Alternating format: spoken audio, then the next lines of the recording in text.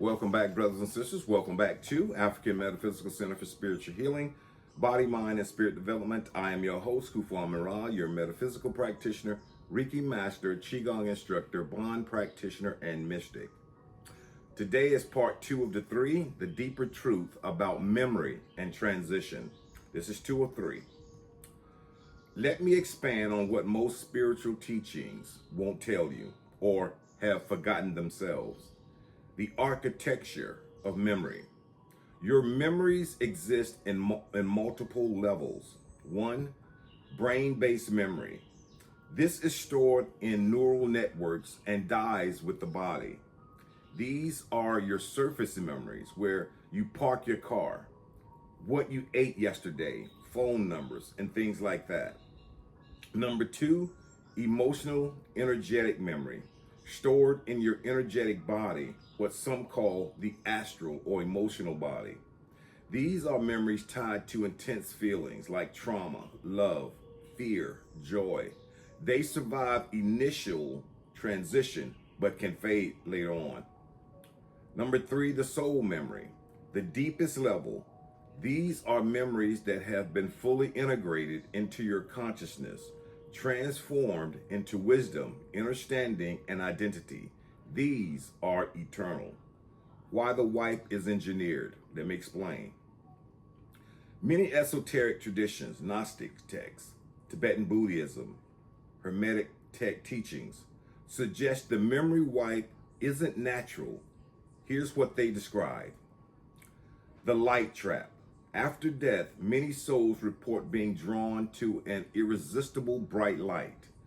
This light is described as overwhelming, filled with unconditional love. But some teachings warn this is the first test. The light can be so intense it bleaches your memories, leaving you disoriented and suggestible. The council guides deception.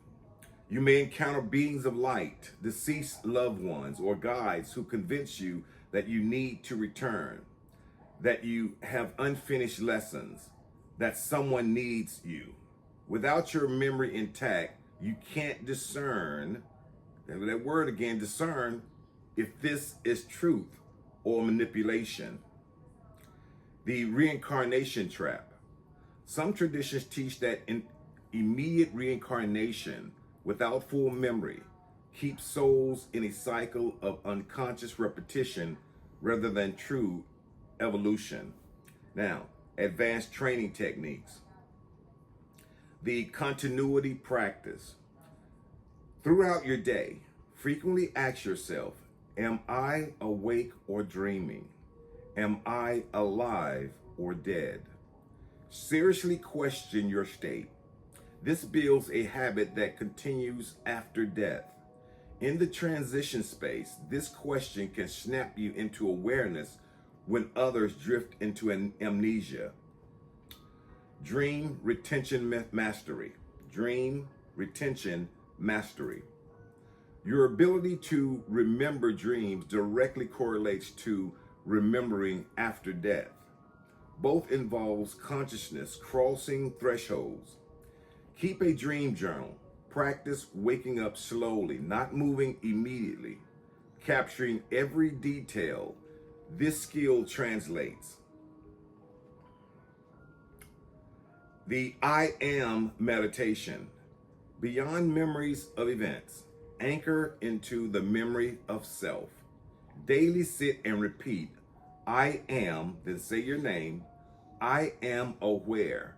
I am sovereign. I am eternal. Feel the truth of your existence, independent of body, role, or circumstance. This core identity is hardest to erase. Past life regression work. If you've already forgotten previous lives, what makes you think you won't forget this one? Work with regression, hypnosis, meditation, or plant medicine to recover those memories now. Prove to yourself that memory survives death and learn what caused you to forget before. The witness consciousness. Practice observing your thoughts rather than being lost in them. Develop the watcher, the part of you that notices your thinking, feeling, and experiencing. This observer self is what remains when everything else falls away. Strengthen it daily. What happens if you remember?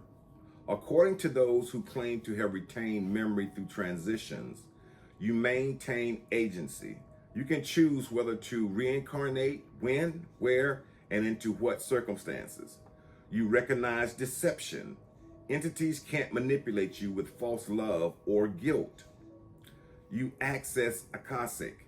Full memory allows you to review not just your lives, but tap into universal knowledge itself. You can guide others. Remembered souls often become true guides for those still in body form. You evolve faster. Without repeating the same lessons unconsciously, you actually progress. The resistance you'll face. If you seriously practice these techniques, expect increased random life chaos. Test of whether you maintain practice. Skepticism from others. Social pressure to abandon weird practices. Your own doubt. The rational mind fighting what it can't prove. Next is spiritual interference. Some report negative entities don't want you remembering.